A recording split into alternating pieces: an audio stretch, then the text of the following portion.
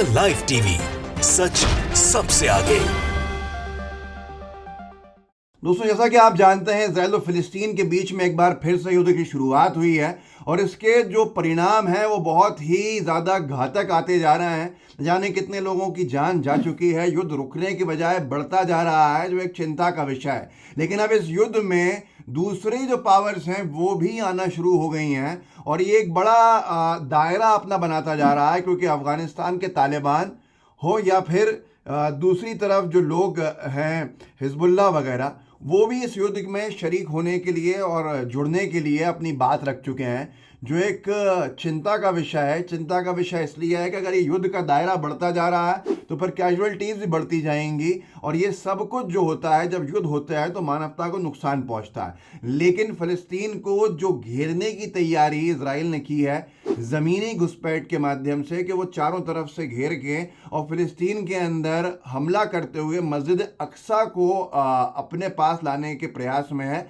तो उसके जो पूरा मामला है, इसके बाद से तालिबान ने अपने आगे के जो देश हैं उनमें ये कहना शुरू कर दिया है कि अब हमको रास्ता दीजिए कि हम, अगर फ़लस्तीन के अंदर इजराइल की घुसपैठ होती है तो फ़लस्तीन के समर्थन में तालिबान इजराइल के खिलाफ लड़ने के लिए जाएगा और उसको एक्सेस दे जो भी बीच में आने वाले देश हैं। ऐसा ही कुछ हिजबुल्लाह ने भी किया है, कहा है, और वो भी ऐसा करने जाने की बात कर रहे हैं। तो ये सारी की सारी चीज़ें एक गंभीर विषय बन गया है। गंभीर विषय इसलिए बन गया है क्योंकि ये लड़ाई का अगर दायरा बढ़ रहा है, पैमाना बढ़ रहा है, तो जाहिर सी बात है और भी देश इसके अंदर जुड़ते हुए दिखेंगे, जो एक गंभीर विषय बना देगा इस पूरे मामले को।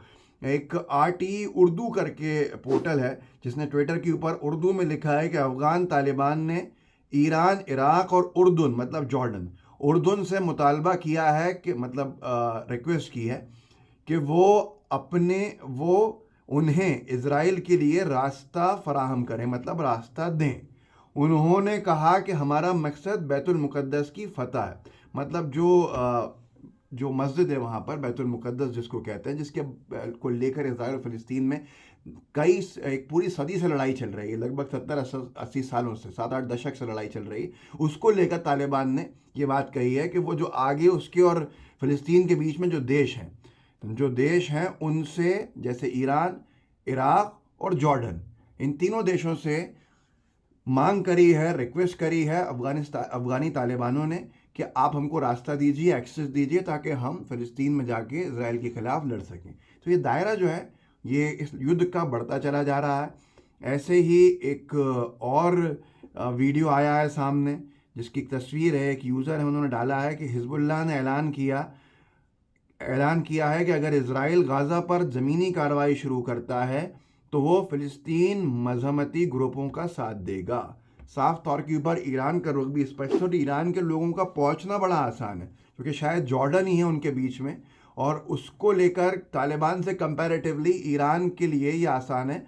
मतलब हिजबुल्लाह का जो ऐलान है वो और ज़्यादा प्रैक्टिकल दिखता है कि उनका कहना साफ है कि अगर इजराइल गाज़ा पर ज़मीनी कार्रवाई करता है, अभी तक तो हवाई पट्टियों पर लड़ाई चल रही है, हवाई युद्ध चल रहा है, अगर वो घुसेंगे सेना को लेकर गाज़ा पट्टी में जो बची हुई है फ़लस्तीन के पास, और उसमें अगर वो कोई भी एक्टिविटी करता है या मिलिट्री एक्शन लेते हैं, मिलिट्री एक्शन की शुरुआत करते हैं, तो फिर सीधे तौर के ऊपर हिजबुल्लाह का कहना है कि वो फ़लस्तीन में जाएगा और फ़लस्तीन के लिए इजराइल से लड़ने को वो आगे खड़े रहेंगे।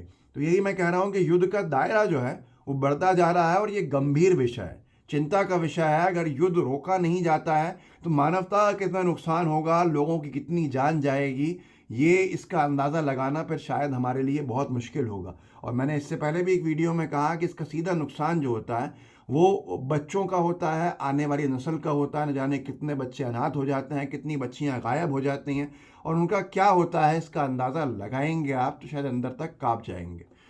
एक और ट्वीट है जिसमें ये लिखा है कि आज जो कुछ हुआ वो दुश्मन को समझ में आ गया है और उसे हार का सामना करना पड़ा है।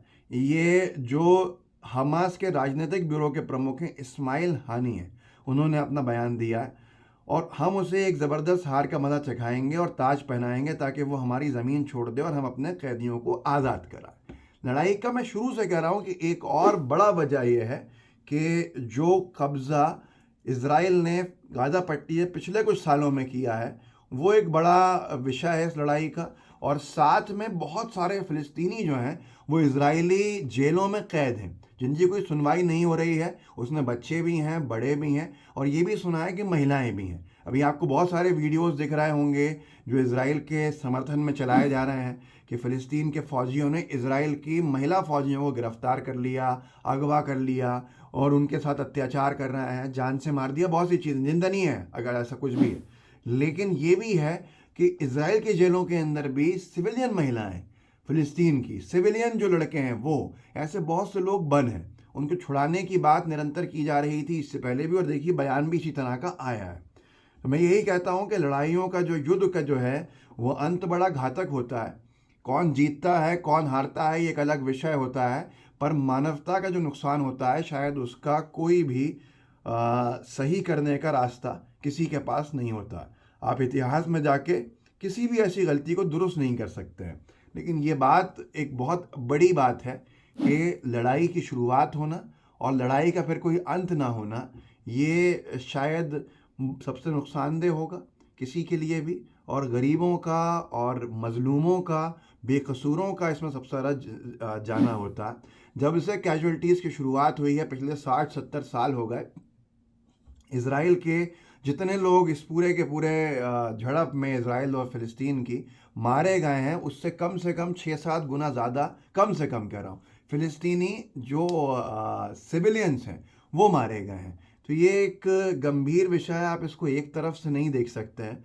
मीडिया से कोई अपेक्षा नहीं है कि वो इसको एक तरफ से दिखाए, दो तरफ का दिखाएगा, क्योंकि उसको अफसोस होता है कि बीजेपी ने अपने ट्विटर हैंडल के ऊपर इज़राइल और फ़िलिस्तीन के युद्ध को भी कांग्रेस के शासनकाल से और हिंदू मुस्लिम से जोड़ के रख दिया, और ये इनकी ओछी राजनीति का प्रमाण है। तो ऐसे ही गोदी मीडिया का भी काम यह है कि इसको कैसे हिंदू मुस्लिम मामले में भुनाया जाए, फ़िलिस्तीन को मुस्लिम पक्ष बना दिया जाए और उसको भारत के मुसलमानों से जोड़ दिया जाए, जिनका क्या संबंध एक बड़ा सवाल है। कोई भी मानवता के लिए किसी के पक्ष में खड़ा हो सकता है, लेकिन आप धार्मिक एंगल ले आओ, ये निंदनीय होता है। और किसी भी तरह की युद्ध में कोई भी हो वो निंदनीय है, क्योंकि चिंता का विषय यह है कि बच्चों का क्या होगा। इस वीडियो को आगे बढ़ाइएगा ज़रूर। आप अपने व्हाट्सएप ग्रुप्स में इसको आगे बढ़ा सकते हैं, जो आपके दोस्त हैं उन तक पहुंचा सकते हैं, ताकि लोग जागरूक हों, लोगों को पता चल सके कि आखिर हो क्या रहा है, कौन कौन लोग जो हैं, कैसे, क्या तालिबान ने कहा है, क्या हिजबुल्लाह ने कहा है, क्या हमास के जो प्रवक्ता हैं उन्होंने कहा है। ये सारी चीज़ें आम जन तक पहुंचनी चाहिए। तो इस वीडियो को आगे ज़रूर बढ़ाइएगा, अपने साथियों से भी कहिएगा वो आगे बढ़ाएं। लाइव टीवी को सब्सक्राइब भी कीजिए, बेल आइकन भी दबाइए। जय हिंद, जय भारत। द लाइव टीवी, सच सबसे आगे।